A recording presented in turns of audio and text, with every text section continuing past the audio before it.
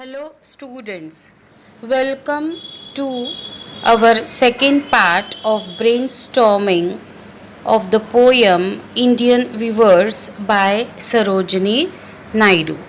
All the questions are very important, so please note it down in your notebooks. Write an appreciation of the poem. So here you have to write the appreciation of the poem. So answer is Sarojini Naidu is one of the most well-known names of the Indo-Anglian poetry. In the poem Indian Weavers, she has come out of her usual subjects of patriotism. She is more spiritual and philosophical in her thoughts in this poem, where she talks about profound thoughts of life and death. The poem is divided into three quatrains, that is, three stanzas, each consisting of 4 lines. In each stanza, the poet mentions about 3 different kinds of attires that the weavers are weaving at 3 specific times of the day, that is, morning, evening, or fall of night, and chilly moonlight, that is, night. The first stanza talks about the weavers making garments for a newborn baby, but the poet is curious to know why the weavers have chosen the break of day. The early morning time is chosen because the beginning of the day is symbolized of the start of life. The blue color garment made for the child is as vibrant as the childhood of the human being. He or she is like a free bird with no responsibility. The halcyon bird, a mythical bird like a kingfisher, has been used not only because of the bright color blue but also for representing freedom from the burdens of life which have not yet started in the life of the newborn child. The royal look of any newborn baby and its innocence are symbolically represented by the blue color of the bird. Further, in the second stanza, deals with the second stage of man's life, that is, youth and adulthood. Human beings are quite active at this stage and get themselves ready to face the challenges of life. Here, the colors used are purple and green, like the feathers of a peacock. The weavers are making delicate wheels for the marriage of a queen. Purple may signify the gorgeous life which a young person desires for. The mention of marriage will may indicate the stepping of the youth into adulthood, ready for taking responsibilities. Green may stand for hope amidst all duties of life. The peacock may indicate happiness. So, in the second stage of life, man is prepared for happiness and struggle. In the third stanza, the weavers are busy working at night even though the night is quite cold. They are looking sad and are working silently to make the white cloth to cover the body of the dead person. Night is the symbol of eternal quietness. This stanza talks about the last stage of life which is inevitable. The body is lifeless and so it is light as a feather. White cloud may indicate that the soul of the deceased person has reached the domain of God. So every human being has to go through this cycle of life. Apparently, the poem appears to be a simple one highlighting the job of the Indian weavers. But the various stages of human life are portrayed beautifully through metaphors, similes, imageries, and symbols. The colors are symbols expressing various moods at different parts of life. Indian Weavers is rhythmic short poem. The repetition of the words adds to the lyrical quality and rhythm of the poem. The beauty of Indian culture has been brought out very skillfully by the expertise of the Indian weavers. The question answer method of representation is very effective as the readers becomes a part of the discussion going on in the poem, and it gives a conversational tone to the poem. The poet puts the question in the mind of the readers who are eager to know the answer, and in the process come to know the facts of life which none can avoid. Death is the end of life, and a cold night precedes the bright morning. The poet probably hints at the arrival of a new day with the birth of the child. Let's start with the next question. Compose 4 lines on importance of clothes. Clothes का importance क्या है, इसके ऊपर 4 lines आपको compose करना है. Dress in the index of character. What you wear, it does matter. Comfort and decency should go hand in hand. Weather and occasion also have their demand. In this way, students, you also try to compose 4 lines on importance of clothes. Next question is, write an appeal to use handloom products in our daily life. एक appeal लिखना है कि हम हमारे daily life में handloom products का use करना है. So answer is, hello friends, we are familiar with the saying be Indian buy Indian, but do we really follow it? Aren't we running after imported products, turning down our indigenous things? Indian handloom is such a craze among the foreigners. We, the Indians, are neglecting them. Is it fair? Friends, let us face the reality. Indian artisans are starving, committing suicide, running away from their profession to migrate to the cities, and their art is dying.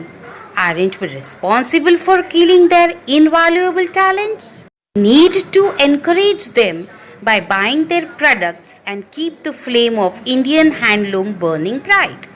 From Kashmir to Kanyakumari, Indian handicrafts are testimonies and rich Indian culture. Rural painters are creating magic with vegetable colors.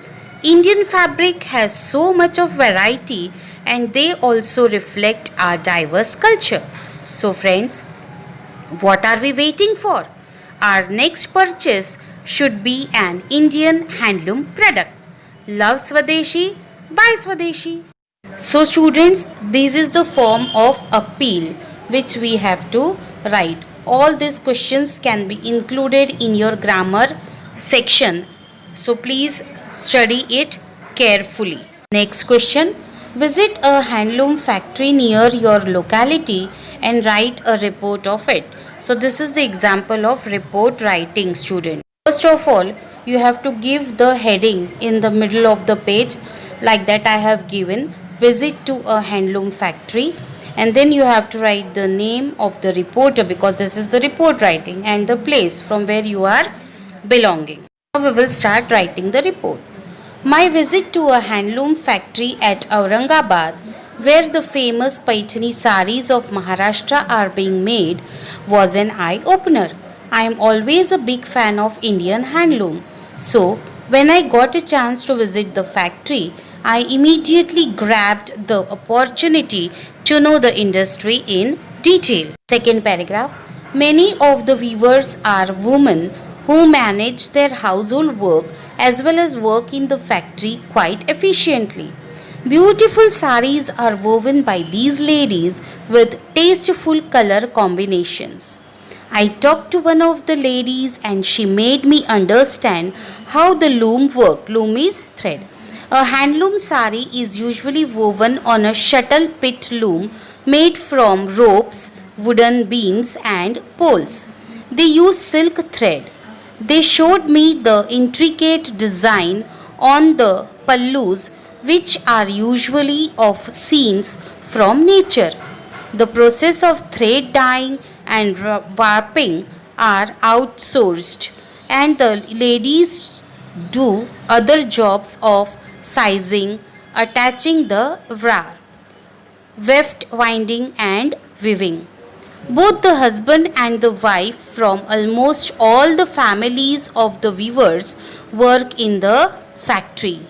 The weavers informed that Indian handlooms are different from power looms.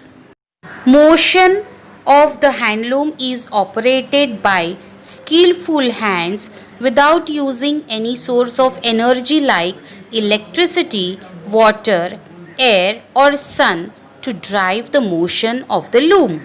The experience of this visit to the handloom industry is amazing. All the traditional skills like spinning, designing, weaving are done very efficiently. I came back with rich experience and promised to myself to promote this industry in my own way. Thank you. Next question is, a handicraft exhibition is being organized in your college. You are given the task to compare the inaugural function. Write the script for comparing. So we will start the comparing of the exhibition organized in our college. Good afternoon everybody. I am Sumit Agrawal, your host for this afternoon. It is indeed a great pleasure to host a handicraft exhibition which for me is a novel experience. We are thankful to our college principal Srimati Vimla Patil for organizing such a unique exhibition and promoting Indian handicraft. According to the tradition of our college, we will start the program with our college prayer. I request all of you to stand while my friends Suchita and Ravi sing the college prayer. Students, you can change the name of the principal, your name, college name as if it is given in the question according to the requirement. Thank you. Thank you Suchita and Ravi. I now request our principal madam and our cultural forum in charge Savita madam to light the traditional lamp to inaugurate the exhibition. Thank you madam. The exhibition is now open. You all can see the treasures of Indian handicraft and make your collection rich by purchasing some of them. All the staffs are set by the students of our college. The stalls showcase the talents of the students in this institution. Even the food stalls are having mouth-watering Indian snacks, a testimony of the culinary expertise of our students. I'll not hold you more. Take your times to see all the stalls and have a nice time. Thank you. So students, in this way you can write any of the script for anchoring. Next question is, find out information about the Mahavastra of Maharashtra, Paithani. Paithani is a variety of sari named after the Paithan town in Aurangabad, Maharashtra state where the sari was first handmade. Present day Yeola town in Nasik, Maharashtra is the largest manufacturer of Paithani. Made from very fine silk, it is considered as one of the most expensive saris in India. It is one of the most famous saris in India. It is also considered to be made from the finest silk in India. Paithani is characterized by borders of an oblique sari, square design and a pallu with a peacock design. Plain as well as spotted designs are available.